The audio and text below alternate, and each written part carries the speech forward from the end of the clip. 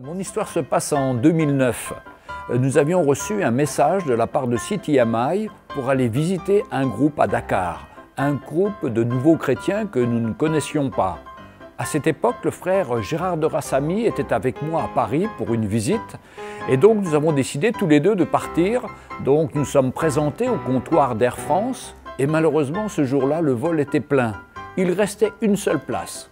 Et Gérard a donc décidé de monter dans l'avion et il est parti à Dakar. Moi, Air France m'a conseillé de revenir le lendemain pour me présenter à nouveau. Et le lendemain, je suis arrivé, pas de problème, j'ai pu embarquer avec mes valises et j'arrive vers 22 h à Dakar, pensant trouver un comité là pour m'accueillir. Je passe la douane, ça dure très longtemps parce que j'ai 3 valises de produits de CityMI, j'ai mon matériel photo, j'ai mon matériel informatique. Et là, pas de comité d'accueil. Une fois que je sors de la douane, il ne me reste plus qu'à sortir dehors. Et là, il est 22 h du soir, il fait nuit. Et là, une rangée de monde impressionnant de chaque côté qui font comme une allée. Et je passe dans cette allée et je ne connais personne. Tout ce que je vois, c'est des dents blanches, des yeux brillants qui me regardent. Je suis un peu inquiet. Et puis je marche longtemps, je ne vois personne qui pourrait être le comité d'accueil. Et enfin, je vois quelqu'un avec une affiche « Bienvenue Jean-Louis ». Oh, je me dis, mais c'est moi ça. Jean-Louis, il n'y en a pas tellement. Donc je vais me présenter et bonjour, je suis Jean-Louis Gaillard, mais bienvenue. Et il m'invite à monter dans un taxi. Ils sont 3 hommes là et il m'invite à monter dans le taxi. Donc je vais avec mes valises dans le taxi.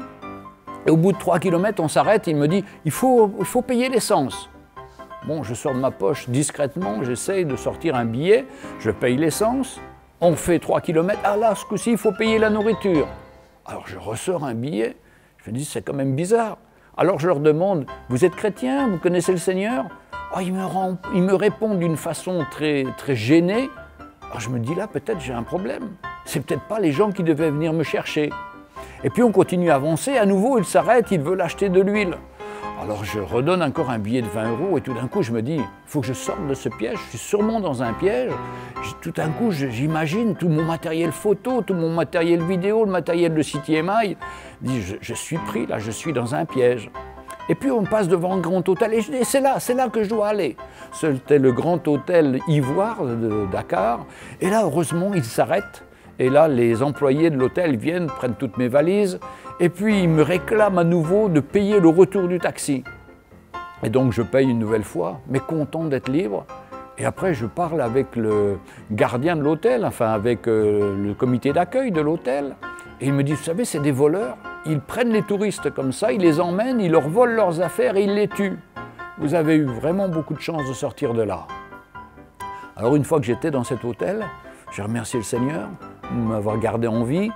J'ai pris contact par téléphone avec nos amis, c'est-à-dire en ouvrant mon email, j'ai pu retrouver le téléphone de mes amis, les ai appelés. Et pendant ce temps-là, eux, ils étaient dans une réunion que Gérard était en train de tenir pour la première fois et ils m'avaient complètement oublié. Mais je remercie le Seigneur que lui ne m'avait pas oublié et que ça s'est vraiment bien passé et bien fini pour moi.